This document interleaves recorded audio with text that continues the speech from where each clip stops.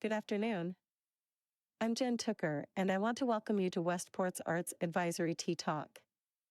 Each year, the Westport Arts Advisory Committee finds topics relevant to the arts to discuss with you in its annual Thinkers, Educators, and Artists Talk. I never tire of saying how fortunate we are to live in a town that so values the arts. Today is no exception, as this knowledgeable panel tackles the subject everyone is talking about in every field: artificial intelligence. You've just had a chance to visit with our talented demo team and explore for yourself examples of art created with and without AI. Now let me turn the stage over to our keynote speaker, who certainly knows a lot more about AI than I do. Please welcome mathematician and computer scientist Alan Turing. Thank you, First Selectwoman Tooker, and hello Westporters. My name is Alan Turing, considered to be the father of artificial intelligence dating back almost 80 years, which is why I am so pleased to be here with you all today, in this lovely library, to introduce the 7th annual Tea Talk about, what else, artificial intelligence. You may also know me from the movie The Imitation Game, with that handsome lad Benedict Cumberbatch, based on my work decoding the Nazis' Enigma device, credited with shortening the war by 2 years. I devised the Turing test as well, which was my attempt to define a standard for a machine to be called intelligent. Full disclosure, I died in 1954, at age 41, of cyanide poisoning, allegedly by suicide, or was it by accident? I will never tell. Oddly, my voice was never recorded, so the person you are seeing and hearing today is a product of AI, and you have me to blame, or praise. It is now my great pleasure to introduce Nancy Diamond, co-chair of the Westport Arts Advisory Committee.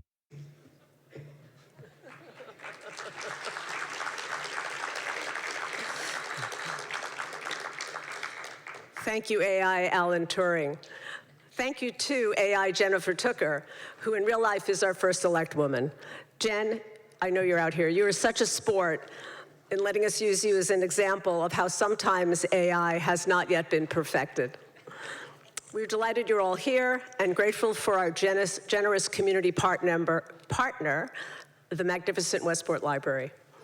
Today, as you know, we're here to discuss artificial intelligence and its impact on artists and the arts. Hopefully you got a taste of that as you visited our demo team a few minutes ago. Did most people get over to see what everybody's doing? If not, many will still be here at the end. You can stop by then. The Oxford Dictionary defines AI as the theory and development of computer systems able to perform tasks that normally require human intelligence, such as visual perception, speech recognition, and decision-making. Or, put more simply, the science of making machines that can think like humans. As AI Alan Turing just mentioned, he is considered the father of AI.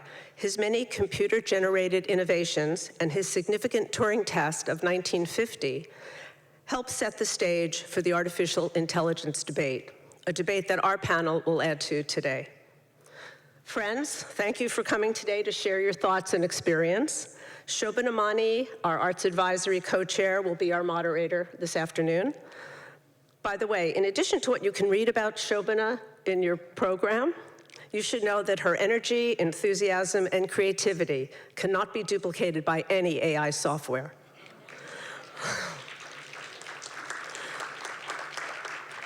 We'll have time for questions afterward. Shobana? Thank you so much, Nancy. I really appreciate that introduction, and why not introduce our panel as well? So you all have their bios, so I thought it might be fun to say something interesting about all the panelists. So Steve Zimmerman, who heads up and coordinates music and arts for Westport Public Schools, was at one point in his life ranked in the top 10 for ping pong on Nintendo Wii. So he's got a penchant for technology, as we can see. Let's see what he does with the curriculum and AI. Liz Leggett has been an artist ever since she can remember. Since she was age 3, she started sketching and drawing, and that's all she's really ever wanted to do and ever known. Brian Keane had his first gig in the 6th grade at the town hall at a square dance, and he's had an illustrious career ever since. So any young people in the audience hoping to make it big, Brian's your example right here. And then Professor Luciano Floridi, who's just come here from Europe in July, has been tasked to head up the Digital Ethics Center at Yale. The interesting thing about Professor Floridi is that he and his brother both decided to study arts. His brother studying art history, and Luciano studying philosophy. And what's so interesting is his parents were quite concerned that they might have to be working their whole lives to help support both of them, but thank God for Yale, he's pretty successful on his own. So what we have behind us today is a visual mood board, really showing what the discussion is all about, showing the different feelings that people are having in a rather emotive topic when you start to mix AI with the beauty and organic nature of the arts. As a committee, we debated this topic for many months. And personally for me, I really struggled to embrace having a topic like this about AI technology when we're centered around talking about the arts. But specifically, what I soon came to realize was why I struggled with it. And that's because the process of art making is so important, plays such an important role when you experience art. And so I began to think about the various shifts to the process of art making when you introduce AI. So I thought that would be a great place to start the discussion today. So let's start off with Liz. Liz, how do you feel AI is going to shift the making process for artists? Well, I've been doing a lot of research lately. I've been talking to a lot of artists that are makers, and the shift I see happening is really that it's just a tool, becoming sort of not something that is replacing the artist, maybe the artist assistants they're replacing, but it's really just a tool to generate images, generate ideas. There are problems within that I'm sure we'll talk about a little further down this discussion. But I am not seeing anything being done from my experiences and the discussions I'm having other than it being a tool, sort of probably like, a computer and Photoshop has been a tool for others, as well as, the camera and things like that. And Brian, how would you say the AI tool translates into the music sphere? Not very effectively as of yet, I would say. I agree that it's a tool. It's a generative tool, which is a little differently.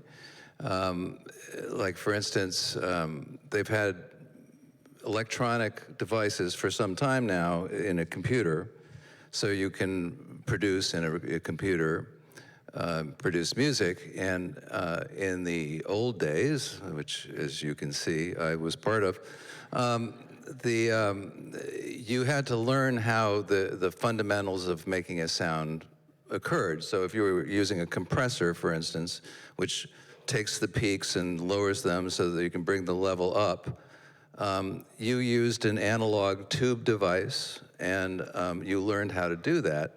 And in the digital world, you get a preset where that was set by some expert who learned, and as old as I am, and made that into a digital device. So the people using that content is not, they're not really creating in the same way that a painter would paint from scratch. They're more like working like a mosaic, where we're taking finished components and combining them into new sort of elements and sequences.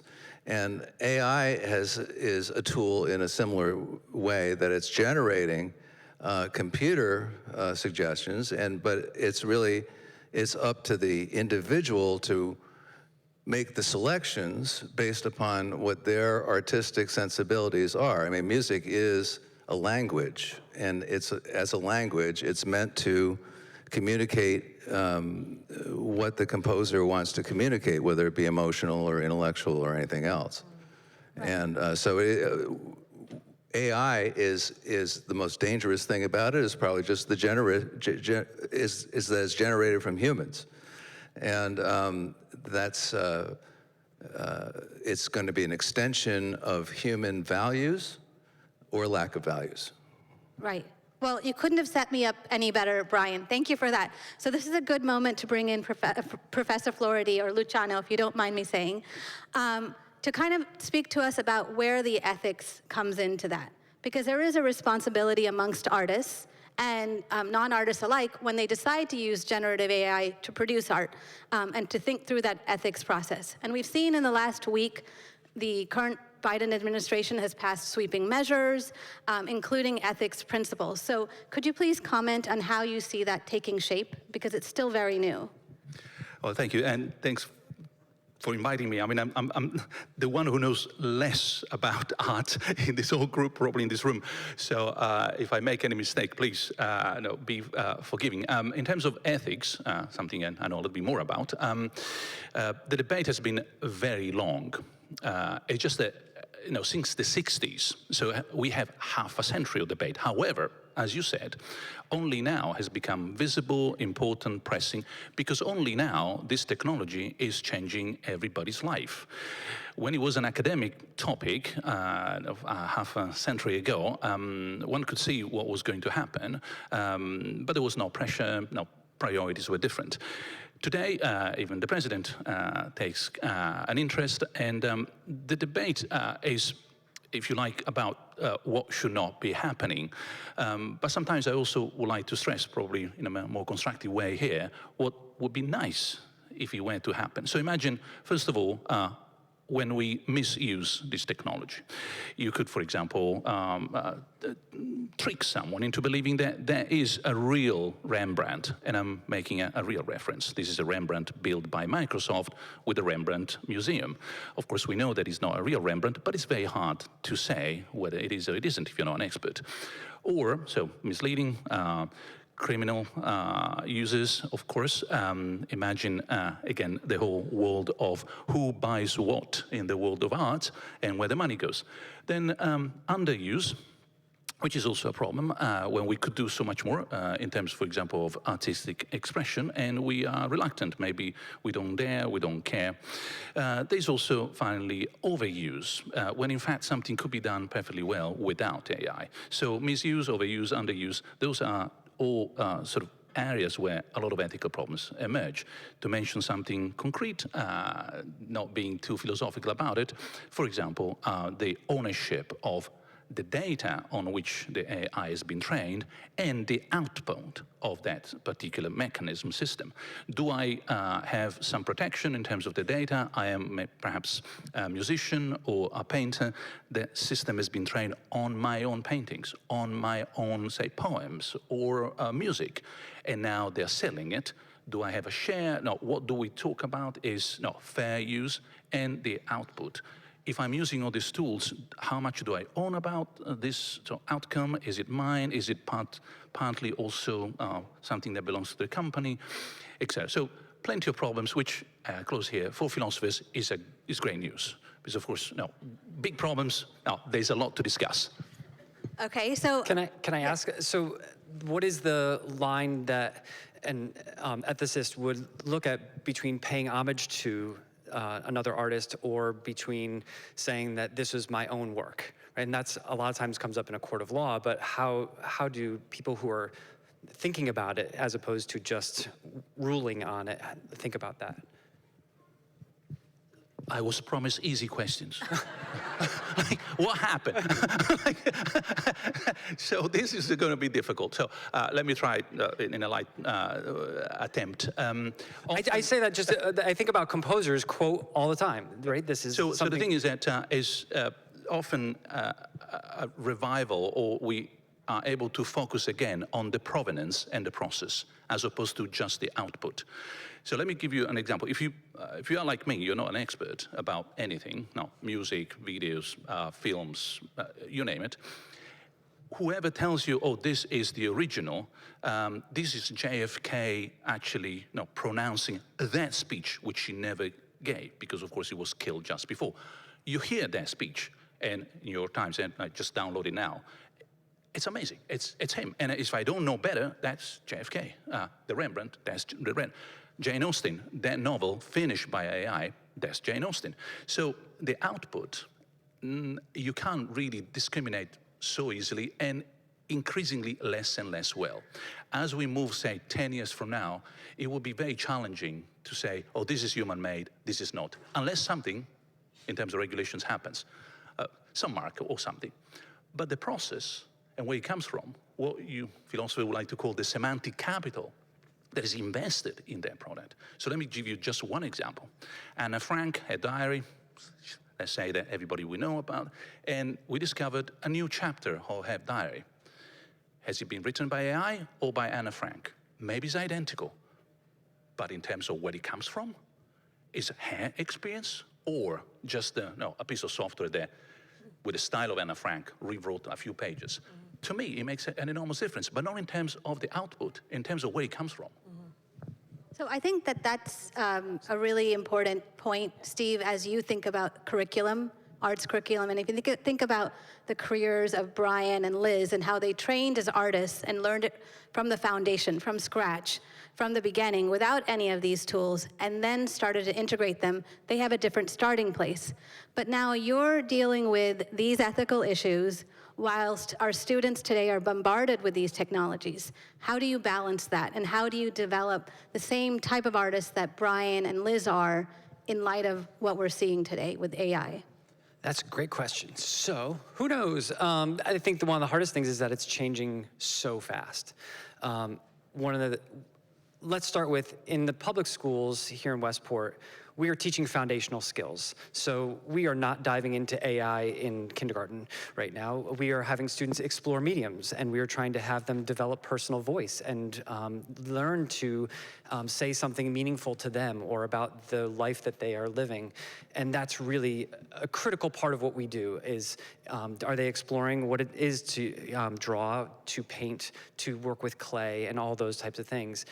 At the secondary levels, as we're starting to explore this, I think that the ethics start to come into identity and whether or not we are seeing bias and representation in the data sets, right? That's a real problem that if I prompt into a visual art program that I have a suburban scene where students are eating outside or people are eating outside, and then I look and it's a dominantly, the scene is filled with dominantly white people. This is an issue, and do they even know when they prompt something that they're seeing bias and lack of representation in that output, right? The end result that we're talking about. That's a real issue. Where the rubber hits the road for us right now, the biggest conversation we're having, when I was working or talking with somebody earlier, if you're in a poetry class and you write a poem and then the teacher says, as an extension exercise, why don't you create some sort of artwork that you feel accompanies this really well? And the student goes into a program and takes their poem and says, can you create an art image based on this? And just takes that output, the end result, no matter what the process was, and they have that. The English teacher would say, oh, that's great, really, really great work. And the art teacher would say, you skipped over the iterative process of envisioning, having an idea of what you wanted, and trial and error, and working through the problem of having an artistic voice equal to your poetic voice. And then you take the opposite case of an art student who is exhibiting at an art show and has to come up with an artist statement. Now, what is that artist statement? You take the image, you upload it to ChatGPT, and it says, this is what you meant by this piece of work. So the art teacher says, that's great, that's very eloquently written. And the English teacher says, no, that's not your voice, that's not what you're saying. So we have the opposite issue in both cases where it seems ethically okay in one classroom and not okay in the other, and then the opposite is true. So those are a lot of the discussions that we're having right now. How do we teach students what is the fair use case for a particular type of AI? And Brian, I'd ask you to come in because I know your assistant, Jamie, she's over there doing the demos. She has kind of the technology background that's helpful to your work, having worked in the industry for so long. How would you then talk to young people in terms of their education in the arts, thinking about the ethical considerations, but learning the old-fashioned way so that what they produce is truly their own? Well, what I find is that AI is an extension of human input. And as such, the fundamentals, when you go to school, were taught, when I went to school, for instance, right here in Westport, you have to get good grades to get into a good college, to get a good job, to make good money, right? That was the mantra, right? And that's how a lot of kids still are trained, right? Are they trained that we live on this tiny blue dot in infinite space that's been circling around 1 in some 20 trillion stars for its entire existence? No, we're not trained that way, or the values, even though that's the reality. We're not trained that existence is the most important thing, because it's not convenient for people who are seeking to make the engine run to their favor, right? So this is also the danger, not just in education, but also in AI, is that AI so far has really been used to fleece people. It's used to influence you to spend money on things. And never has there been greater access to information due to technology, and never has there been greater access to misinformation. And because we're starting to blur that difference, and we're blurring that difference because our values are not centered in the first place, okay? And in terms of the centering of artistic values, that's central to that too. If you want to move people, then you have to experience the real emotion to be able to convey it, right? And to hit that nerve with people. Right, the authenticity in the There's whole an process. authenticity of people and of experience. And you know, what good is all the money and power in the world if you don't exist to experience it, right? Right. So existence is just logically much more important than anything else.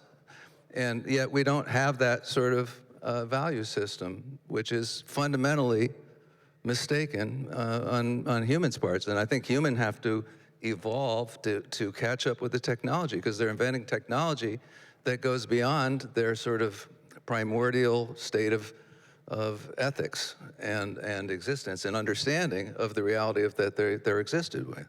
And if I can loop in the concept from the Karate Kid, if I can make a reference to some of audience members who might be in my generation, where the teacher was teaching the student to sand the floor before kind of going to the tournament. Liz, would you kind of approach artists in the same way and say, look, learn to sketch with charcoal, and then think about integrating in AI? Yeah, I mean, absolutely. I think that, well, first of all, the foundational things like Stephen is describing is so important. But I also, sometimes I wonder, and maybe this is just my personal response, when I see all of this technology going on, I love to oil paint even more, because it's almost like just a response to all that you're describing. And for me, when I take a stagnant image or a painting and I have, for instance, my children stop and look at it, well then, it's a mission accomplished for me in the sense of they're not looking at a phone, they're not looking at this processed image. And yeah, I mean, it's the foundation, I agree, it's important, but I agree though with Stephen, I do think that there's a point where what is the input? What are the images being inputted into these machines, this technology? What are the words? Apparently, I was listening to this podcast, it was very, very interesting. Seeing as these AI prompts are very text-based, it's counterintuitive to a visual artist and what they're trying to achieve with a visual sense of making an object or creating even an AI-generated something. The initial idea of a response that's more visceral, that's more emotional, that's a conceptual idea, is sort of counterintuitive to these prompt-based AI input things, whether it's word-based or image-based. And again, where are those, what's being culled? How are those images being culled and then put out into the world? And again, from my experience, and I've been consulting with a firm that's been playing around with this idea, taking all of these images, let's say Basquiat, taking hundreds and thousands of images and even details of his paintings, taking them in and putting them back out, and it's really just, it's not happening. They are in the likeness of, but there are many things out in the world that is in the likeness of a Basquiat painting. There are a lot of people that like to paint like him, but it's not his. And I think that when you're also looking at, and of course down the road, I think this will get much more advanced, but at this moment, I think that any expert in the field, and even, people that just generally know these works would in a second know what a fake was or an AI generated one versus the original. And of course, there's sometimes once in a while, these things get mistaken in the world. There are forgers on the planet. But the technology, from the experience I'm having these days, it's really just in the likeness of. It is nothing. They're not reproducing Basquiat's. In an image, and also then when you look at a painting, like, are you going to be able to build the surface? Are you going to be able to get the paint color correctly? If you're going to redo a Picasso, are you going to have to go and put like lead in the paint? I mean, there's a lot of nuances that make these real, and at the same time, the technology is moving very fast. So what I think might happen, not in my lifetime, might happen in 2 weeks. So, that's where I lose I'm not an expert. So I feel like Liz has served up a challenge to us, and we have the video to meet that challenge. So I'm going to ask my famous artist friend Migs to hit play, and we're going to see a couple of examples. This is a projection that I used from a photo that I took last winter in the mountains. Once I get the sense of what the image is, I turn the lights on and work with different colors and textures to add to the painting. I'm constantly stepping back really far away to see what the painting looks like from a distance. Here I'm adding some warm tones that the client we both thought would look great in the space. We took the entire metadata of MoMA archives, which is around 138,000 images. And Rafiq used that data to create custom software artwork that would interpret and transform MoMA's collection data. He has created a large-scale presentation of this real-time software artwork. It's almost like a performance. It's always changing. The machine learning model has built an incredibly complex classification system or map of MoMA's collection. Hello, I'm Doug Skinner, and Derek Pell, the director of Black Scat Books, asked if I would write a book with him using artificial intelligence. For example, for one prompt, we combined 6 plots, giving us a medieval Italian who leaps into his car, reports to London, falls in love, and then returns home to find his watch still on the dresser. The robot solved this by invoking time travel. We found that GPT rationalized nonsense, repeated cliches, and added morals. But then it was relying on the vast backlog of literature, which is mostly rational, trite, and moralistic. Humanity in, humanity out. And so we arrived at The Man Who Ate His House. AI was a delightful assistant, and I hope that it did enjoy, in its own robot way, the challenges that we gave it. Even if that means making Drake rap about beans. Stick to my guns and say no to the beans. I don't like them in my chili. It's just how it's gonna be. Or rap another artist's song. For lunch. It's on my body, I get what I want. Like, you thought I was feeling you now. Or have Eminem profess his love for cats. Eminem loves cats. Can't you tell from this verse? Using AI to mimic an artist's voice has led to massive controversy, with questions around artists' rights and compensation. 2, like you wanna.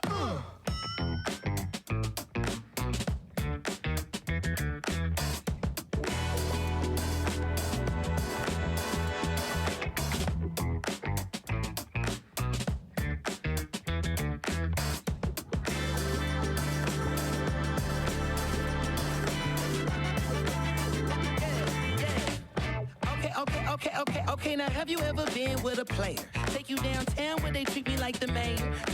Een tekenende robot. Fantastisch. Maar om de digitale omwenteling die we nu meemaken beter te begrijpen, is er meer nodig dan technologische snufjes. Daarom trekt de tijd naar 4 van de scherpste denkers van vandaag.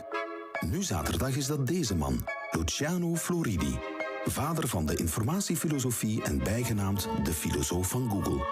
Hij schetst een beeld van de vooruitgang vanuit een breder perspectief.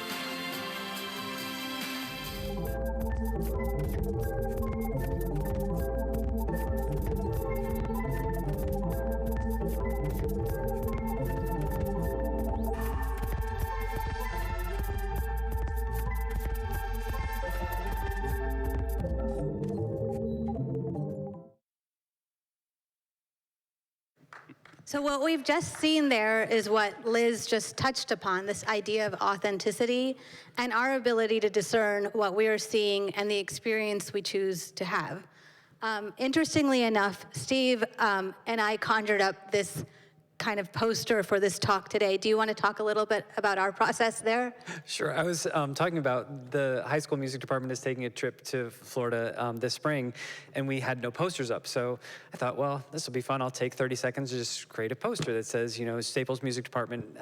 Let's do it in the style of It's a Small World, right? I'm forgetting the artist's name who there's a famous artist who did so much of the work for the characters and the exterior of It's a Small World. And so you can't use that artist, right? Like you're stealing their work, but you said, all right, what's the style of it? Oh, mid-century modern. Okay, so we take mid-century modern, Staples Music Department, and stick it in a poster. Can you create a poster? And it spit out something that looked somewhat like this, except for it said Staples Music Department and then had a castle in the background and said Disney 2024. So I was showing that to Shobana, and she said, well, can we do that for this? And I said, sure. And then just put in, you know, the quote, Westport, you know, Arts Advisory Committee, Westport Arts, you know, founders, thinkers, educators in the arts. But you can see how bad it is at text. It can't spell. It's literally going pixel by pixel and trying to predict what you're gonna, what you want to have next on the image. So it's a problem with the system. Unfortunately, I can't go back in time. If I could go back literally 2 weeks and go to DALL-E 2, this was created in DALL-E 3. DALL-E 2 would have been complete gibberish. Not one word would have even represented anything close to Westport. Arts would not have, it would have just been a bunch of symbols. So in a year and a half, from DALL-E 1 to DALL-E 2 to DALL-E 3, we now are getting very close to being able to just say, I want to generate a poster, and please put this in there, put it in a style, and it'll come up with something like this. So Luciano, how does that make you feel? We're getting closer to being almost perfect. What does that kind of tell you about the authenticity factor? Yeah, the authenticity is something that we've been dealing with since we started producing any content at any stage. Now it's important to realize that something is authentic. It simply means that it is what it says it is. So you could have an authentic fake. Now there are some fakes that sell for tens of thousands of dollars because the artists who fake those particular say painting became famous.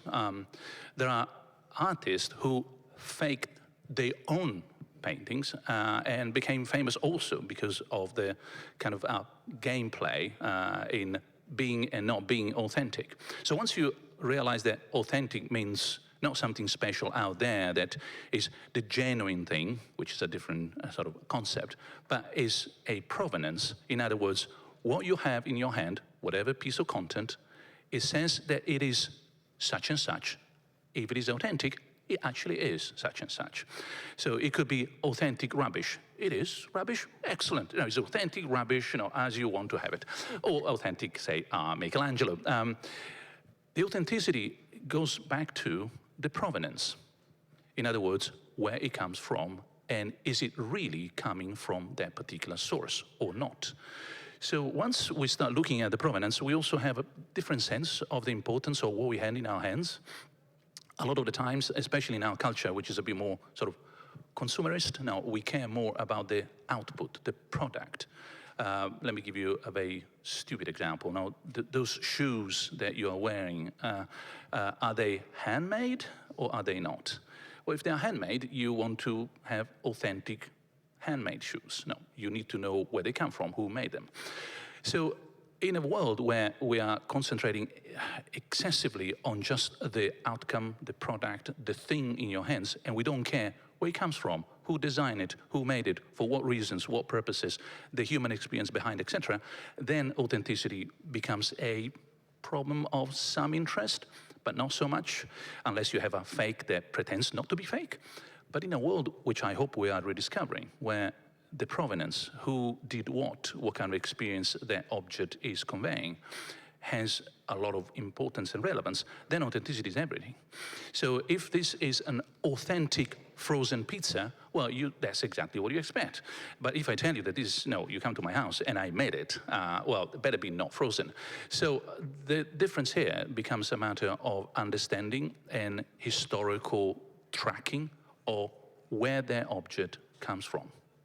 Okay, so if I'm having a party on Saturday night and I start playing a fun beat and I tell everyone, hey guys, I composed this beat, but really what I did was I went to Brian's category of 10,000 composed pieces of music and I kind of put a couple of them together, changed things up a little. How would you feel about that if I took credit? Well, I don't really care that much about it because I don't really consider AI as a threat.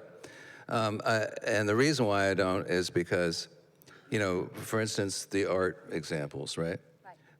It can show, if you feed it a Picasso, it can maybe imitate a Picasso, right? If you feed it a Monet, it may be able to imitate a Monet. But Monet revolutionized art when he first started, and he became Monet, and so did Picasso, and so did Stravinsky. And there's no revolutionizing going on here. This is just simply reorganizing what's been created before. So nothing is actually being introduced.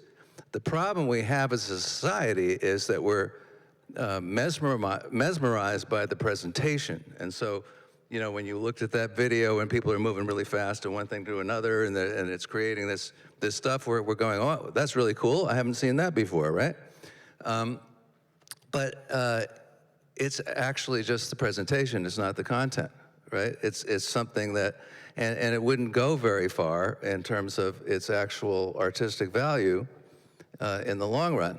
And I made my career in a field that didn't exist when I started, which was scoring documentaries, and that was reality-based. And with reality, you have a certain responsibility. And if you affect people the way they feel about a real thing or history or something like that, then you're really changing the way people perceive reality, right? And so this was a big deal. When I started in the 80s, we had a thing called the Fairness Doctrine, and it was done away with in 1987. And that was, there was a rule that you had to, you could lose your broadcast license for making stuff up like that. But of course, that got abused too, because governments took over their media and they made propaganda, and so we have a situation that's really hard to tell what's real, right?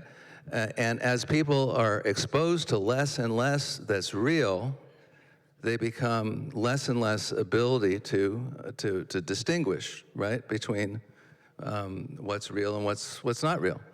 And that's, I think, the bigger danger of AI, is that the general public becomes gradually less and less aware of what art really is, and being able to distinguish the difference. If we look at the record industry, there was a time in the 60s and 70s where difference was celebrated, right? Somebody came in and there was a brand new sound. We celebrated that. And now the object is to sound like everybody else who sells a lot of records. So, you know, when Miles Davis did Kinda Blue in 1958, Bobby Darin sold Splish Splash, I Was Taking a Bath, and that was the big hit, right? But Miles Davis to Kinda Blue has sold like 40 times to Bobby Darin's entire catalog, even though they took the chance in 1958, you know. So art has a different sort of time period because it operates on a sort of truth. So I'm going to ask Steve to comment on it, because not only is he an arts educator, but he's also a musician. So I'm wondering what your view is there. So I think there's two sides of it. First, authenticity, as we've been talking about, we've seen it this past summer. Taylor Swift is a storyteller, right? The arts tell stories. And so we see somebody who has sold out stadium after stadium after stadium going out the next 18 months. And so her authentic voice does cut through, even though she's not the best dancer, she's not the best singer, she's not the best guitar player, she's not the best of a whole bunch of things that AI could have created. But she tells her story in an authentic way, and along the way has created this following of people. And similarly, we have Beyonce, who has created a similar following. I don't know the Venn diagram of Beyonce and Taylor Swift, but it's probably not very big. You know, the crossover between the two. But it's amazing to me that both of them have had these billion-dollar tours that have sold out because they have something to say and they have an audience that believes that it's authentically who they are. But we continue on this panel and in AI discussions to talk about the end result, the end result, the end result. And I just want to make sure that at some point we talk about the joy of producing art and being involved in the art experience. So as an educator, we want people to pick up and play the violin because it's a joyful experience. We want to paint because it's an expression of the world that I'm, living in, and I want to do something that took an hour of my time besides flipping through the latest TikTok video. There's well-being involved in the arts and the artistic process, and I don't want to lose that as part of what we're talking about. Yeah, and I think that's a great point to make, because that's why we're all here today, because we care so much about the process. Luciano, do you have something to kind of add that keeps that in mind, the process of getting to those final outcomes? Yeah. I don't want to be the one who brings bad news, but I think that we need to be very, very careful in betting that what humans can produce will be always uniquely identifiable as only human in a sort of obvious way. Not everybody's Picasso. There are lots and lots and lots of people I know, of course, that, for example, are, say, good at painting people, maybe portraits, or they're good at producing okay average soundtracks for okay average movies. Now, without mentioning any particular network, but the impression that Keane and I have when we keep watching too much of their network is that those soundtracks, they all sound the same. And all of a sudden, without even doing any research, just anecdotally, you start suspecting this is computer generated, or maybe not, or is someone who basically is not that good, and he sounds like a computer. Now, I've been exposed enough to essays written by students to tell you that sometimes you really wish that were created by ChatGPT, because it's so bad, like it's so poorly conceived. Laughing matter if you're not on the other side of actually marking it. And you start thinking, look, this is not you. This is the average good student from a fantastic university, but you are just trying to be one of the many.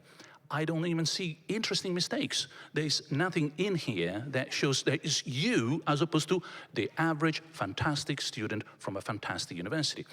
But of course, part of our culture is to create fantastic average people who will be averagely earning a lot of money in the top of the Gaussian, if you know that little curve that goes up and then down, and we don't push them enough to the side of that Gaussian. So back to us. Now, the bad news, seems to me, is that if we bet too much on the fact that when you will eat that pizza, you will know whether it's a frozen one or a handmade, well, trust me, one day you will be deeply wrong. And that day, we'll have to reconsider what authenticity is, the value of art, etc. But pretty much what we said today, that is what makes us, humans, is for us. It's the same reason, and I close here, sad, sorry, but for another day, why parents cherish those gibberish of those children, and they put it on the fridge. Is it because he's artistic? Is it because he's amazing? Is it because their house really looks like mom and dad? Of course not. Because who made it and why he made it. That is what matters. But surely the value of that piece of paper, I hope not, because otherwise you're deeply mistaken. That is not Picasso. So that's interesting on the heels of the fact that the MoMA just acquired its first AI-generated piece of art. It, for a long time now has had this exhibit of a piece of work, which you saw in the video, which took the MoMA's collection, and the artist took all the pieces of the collection, entered it into an AI software, and then the artwork would keep producing art that it felt was not cutting and pasting what was in the collection, but what it felt was missing from what it had seen in the data of the collection. So that's just been acquired. So on the heels of that acquisition by the MoMA into its permanent collection, I have one question for the audience members before we have to close out, which is, do we prize these technological advances over the process of organic art creation? How do we face that balance? So let's start with Liz. The piece that was acquired by the MoMA, that's interesting to me because that's the piece itself. There was an artist behind that idea, but I think you're just talking about, it's so cliche, but what is art, Is painting dead? There are things that insert themselves into our cultures, our histories, and art is a reflection of that, and it's challenged. I was talking earlier about the idea that there are artists that have ideas, and then they have an entire studio of people that actually execute those ideas. So where is the hand in that?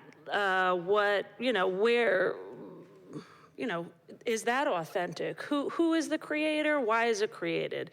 Is it process-driven? My work is very process-driven. Who's the audience? Who cares? Is it for me only? And if you like it, that's great. Thanks. Hope you buy it, maybe.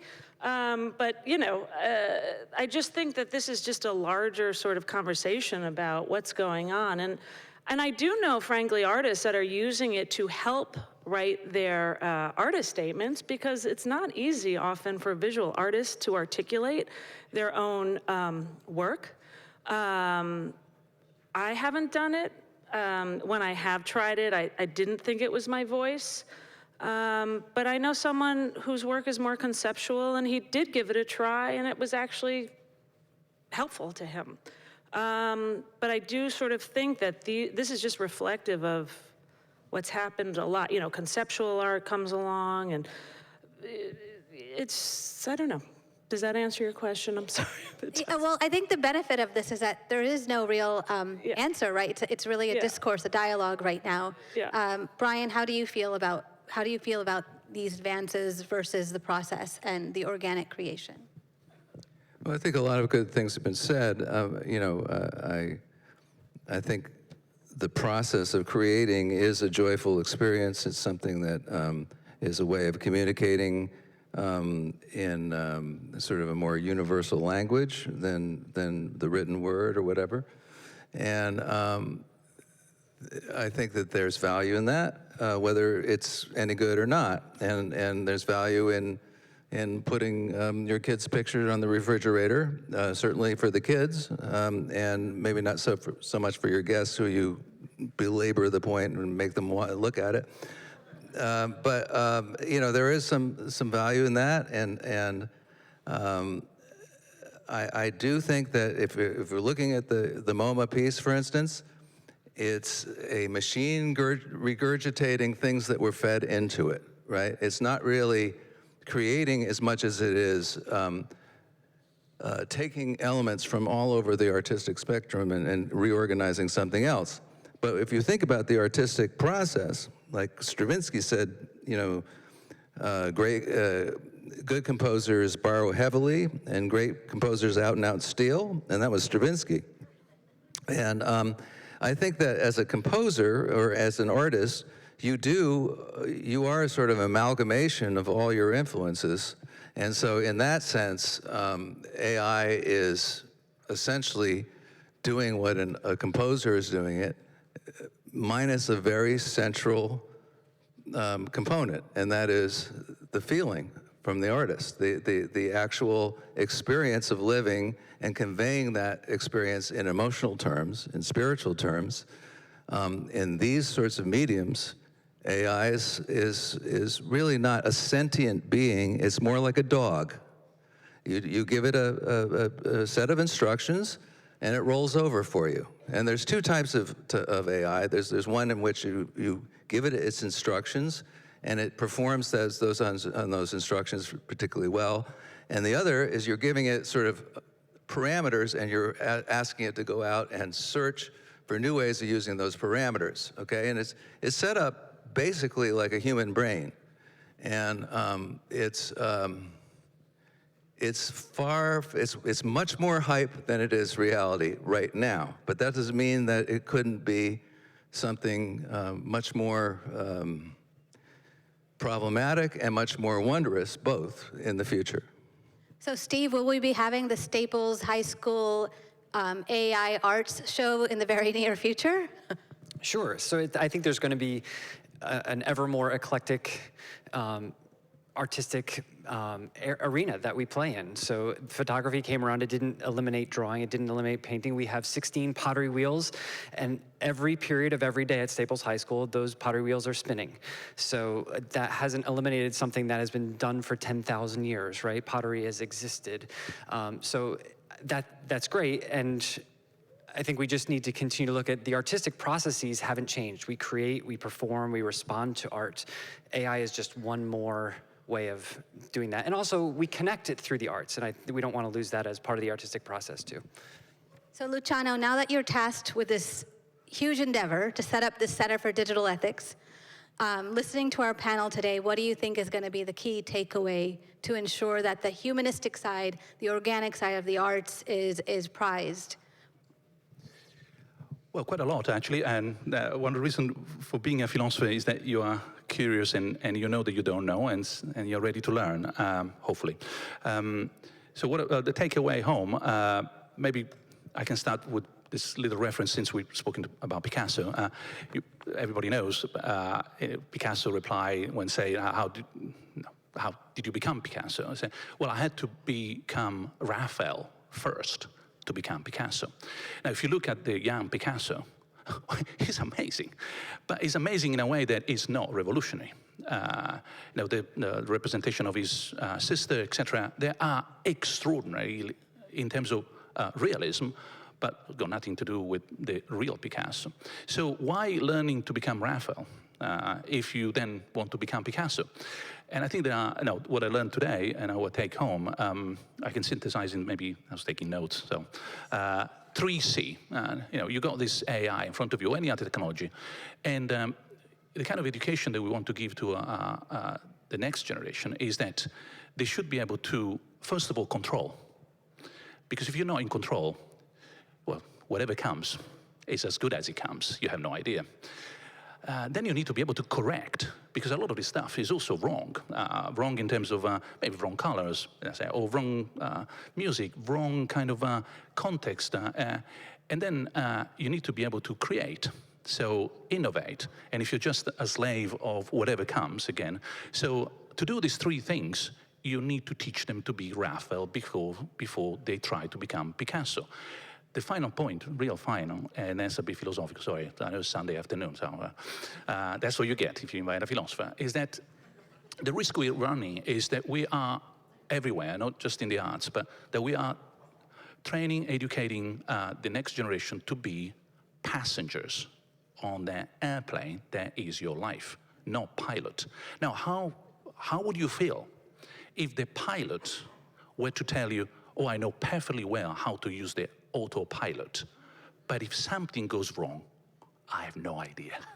Like, that is not reassuring. So with the final point that every single life is only one airplane, and you are the pilot and the passenger, and there is no one else there to help you. If things goes wrong, then the 3C become essential. That's why we should teach them the basics. Thank you. I think before I close out the panel, I thought I would tell you a funny little anecdote of my own experience real quickly. So as you walk into the library, there's an exhibit of Norm Siegel called Visual Curiosities. And I happened to be here on the day a couple of weeks ago when the library was putting it up. And I was obsessed with, I kept looking, I kept walking over there, and Norm Siegel, the artist, was over there. And so I was like, oh, I just love your work. I want to hear more about your process. And he was telling me a little bit, and I said to him, oh, we're going to be doing this talk, and I'm so sad because, you know, more and more people are using AI. And he's like, oh, well, I used AI. And I said, what? Tell me more. And so he told me, you know, a lot of his work, if you look at it, there's distortion. It's still life with distortion. So he creates still lifes, uses Adobe Suite to then distort some of those, use those ideas in his head to visually see that distortion, and then he paints. So it kind of put me on a notice as well as to what I think I like, I want to experience, and what I deem to be true and real art. And so I thought I'd share that with you as we continue to navigate this new era of where we're experiencing art in our demos, in our everyday life, that might have been utilizing AI and might have been done in the traditional way. Thank you so much.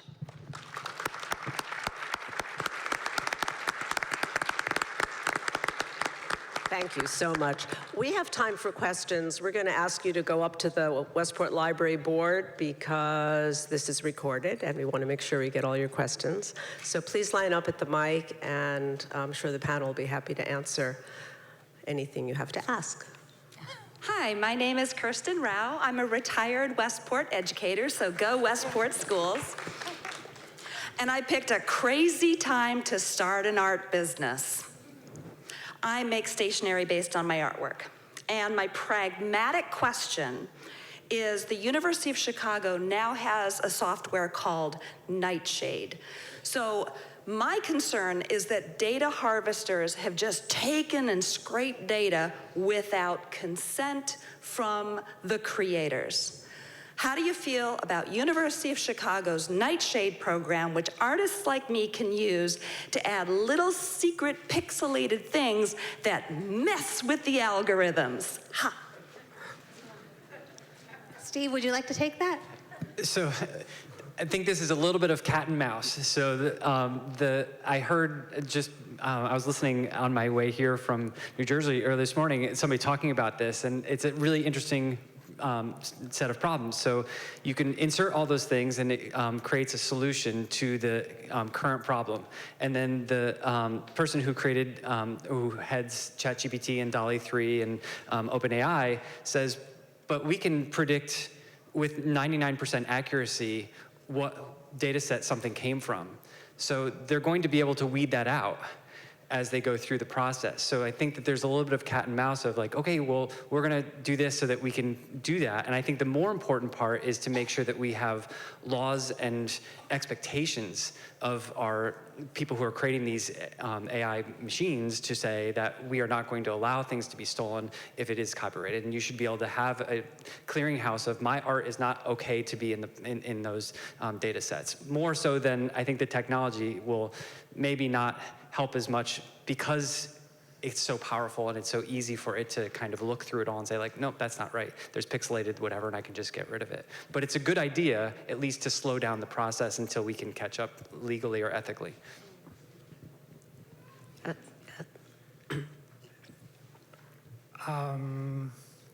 used to be a lawyer. I wrote the first book on internet law about 30 years ago.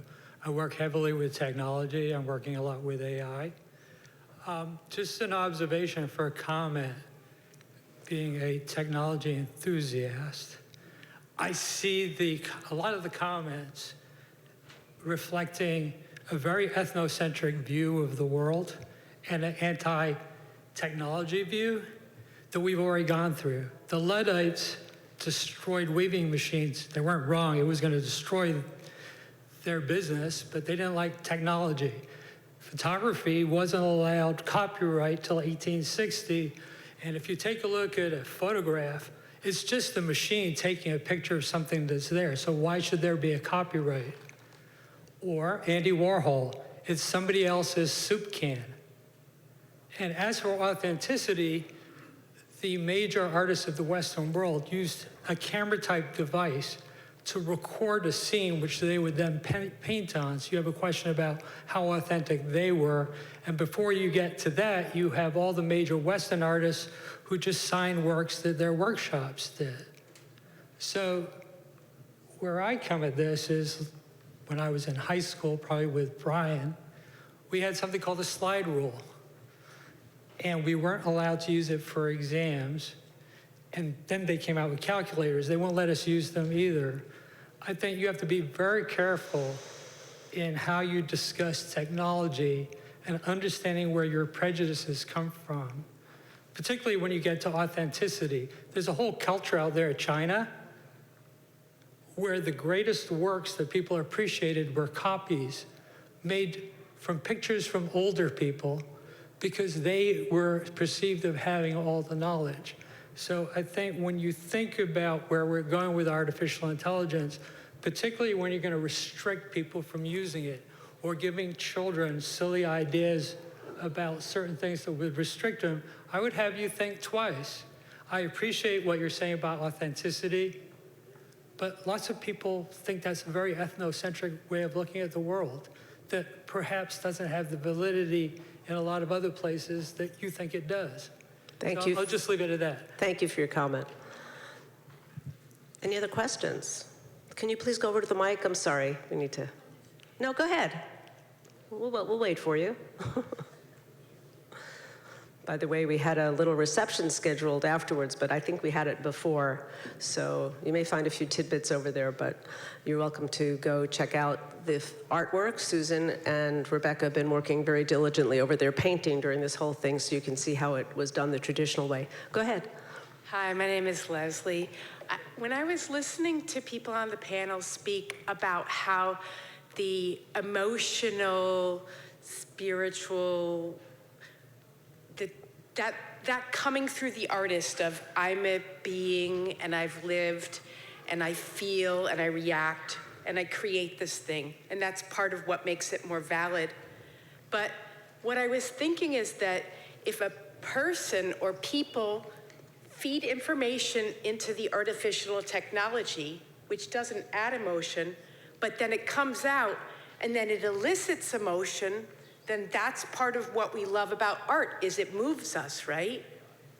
So it can be just used like it's a medium. It's like watercolor, it's like ceramics. It's just something to help convey, to cause an experience, right? I think I could talk about that. We were giving a demonstration. My assistant Jamie was giving a demonstration back there. We have a library of music, some 10,000 pieces of music that's leased by major entertainment companies. And we were demonstrating the difference between AI-generated composing and the real thing.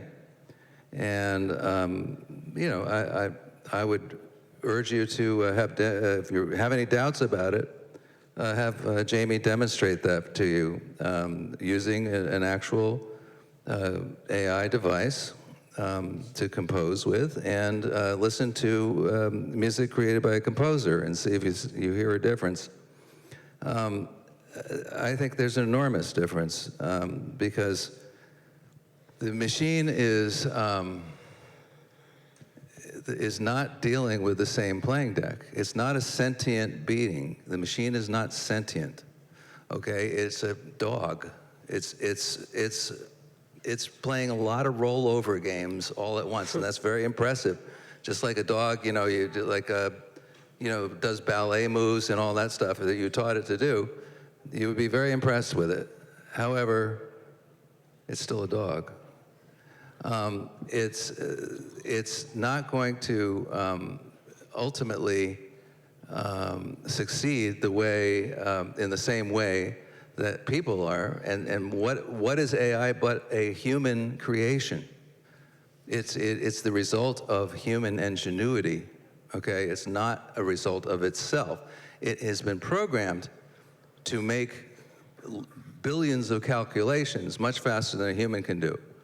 But they are calculations based on human input. And so I don't think that as an artistic competitor, I think that people may not know the difference after a while. Just like, and in terms of like the authenticity, for instance, you know, we're dealing with authenticity when Spotify pays 1 penny for every 368 plays to the company, who then puts 10% of that in the artist's pocket. So in other words, somebody with 60 million followers on Spotify is making about the same as a Starbucks barista. No offense to. Who's really stealing there? You know, we're getting like distracted with who's actually making all this money and who it's not going to, and who is it coming from? Because they're paying all these little fees to every month on their credit card. They've got this thing and they got that service and they got that service. And back when we were buying albums, they were $5 a piece. The artist got $1.25 of that retail sale, right? And what'd you spend? $60 a year? You bought a dozen records a year. That was a big deal back then, right? So $60 a year, you spend that twice that every month with all the things that you're downloading. So people think, oh, this is great. They're just getting, this is what I'm saying, is that AI principally up to now has been used to fleece people. And it has tremendous potential as a tool. And it can be used creatively. You can do things that you couldn't do before. And like Jamie, who's 25, works for me. He was demonstrating over in the corner there. Things with the library. He'll put like a program in use that will do what used to take us 90 hours to do, and it will do it in an hour and a half. So in those kinds of senses, technology is, can be your friend, because it could cut down the amount of time that it takes to create something, right? It can give you more tools to create it. You can create it with more perfection and more to what you want. But you're still making those judgments as an artist. And you're still trying to reach people as an artist. And the AI is not trying to do that. It's trying to say, here's this, and here's this, and here's this, and here's this, and if you combine this, you get that. That's what the AI is trying to do. I think we have time for one more question. Janine? Hi, I think that this is going to be a question for the professor from Yale, but I think that the word innovation was only used once, and I think it was by you on the stage. And I think that for me, I really would like to know how well can AI actually innovate, because I feel that that is the thing that keeps the arts alive over generations and generations, is that artists are prone to innovate. Yes, they learn the same tools, but the real artistic nature brings you to innovate.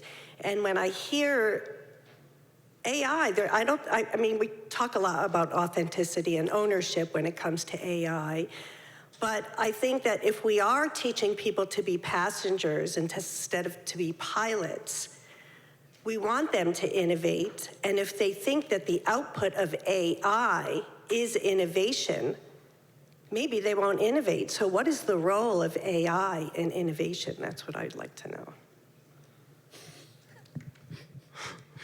We're back to difficult questions here. You want to end with a bang? Give you a really hard one at the end. Thank you.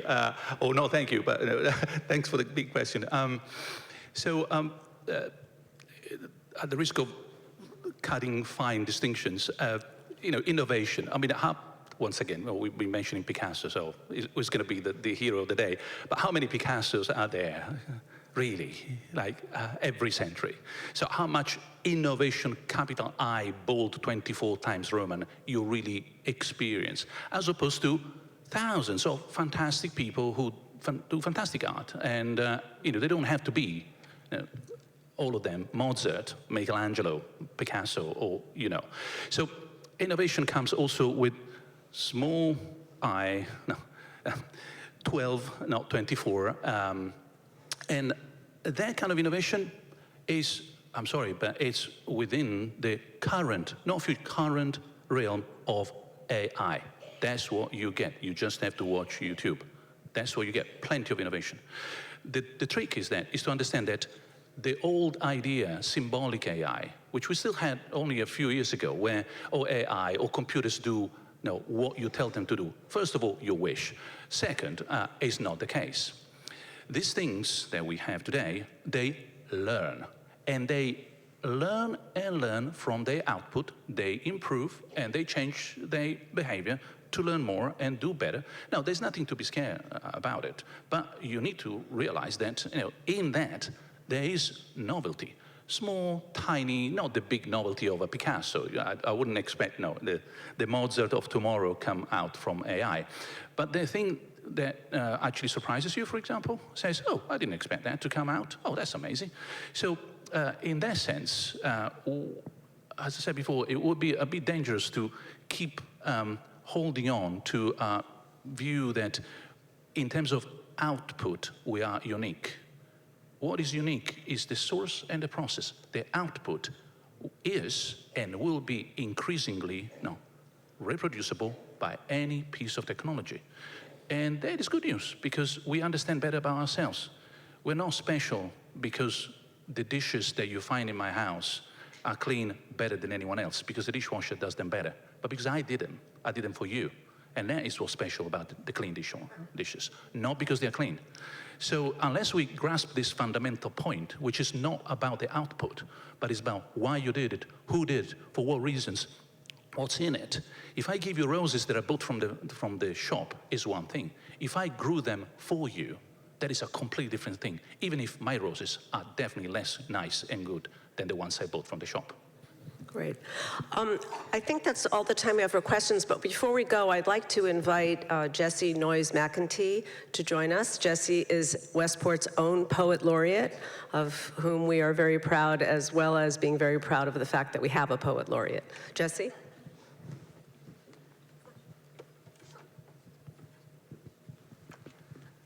Hi, everyone.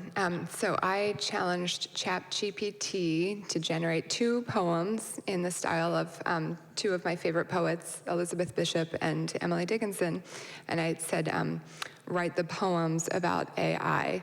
It took all of about 67 seconds, I think, in addition to me signing up for ChatGPT. So it was slightly daunting, but I will let the results speak for themselves. Although I did notice something interesting. There's definitely a formula in both of these poems. For instance, you'll hear the word circuit and the word binary in the first stanzas in both cases. And in each case, they also decided to end by invoking the poet's name in the final stanza.